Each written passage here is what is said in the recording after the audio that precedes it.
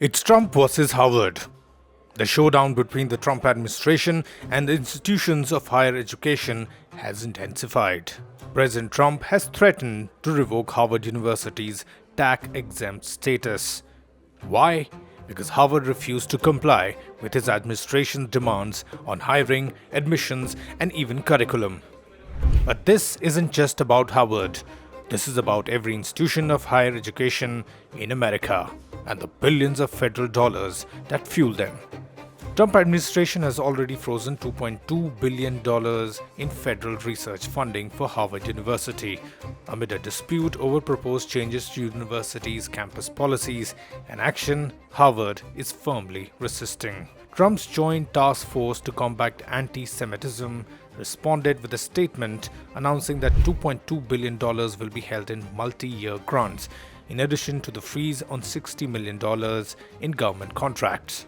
Harvard President Alan Garber has vowed to resist, arguing that the demands, including eliminating DEI programs, banning protest masks, and auditing diversity viewpoints, violate the university's First Amendment rights and academic autonomy.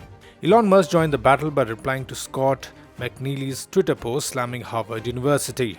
Musk further shared a video discussing the deportation of student leader Mahmoud Khalil. In the clip, Hemmer poses the question, should Mahmoud Khalil be deported? To which Stephen M. responds in agreement. So let's rewind. During World War II, the US government began pumping funds into universities, fueling research, medicine, and financial aid to forge a smarter, stronger nation. A wartime necessity evolved into a lasting impact. The government created innovation and educated talent. Universities grew dependent on federal dollars. In 1970, $3.4 billion flowed to campuses. Today, Harvard alone pulls in $9 billion. So, what does that money do? It powers everything from student scholarships to cutting-edge research. When it cuts off, as happened to Harvard, Cornell, Northwest, and Penn, progress stalls. Cancer trial freeze, robotic labs shut, studies on Parkinson's and diabetes hang in limbo.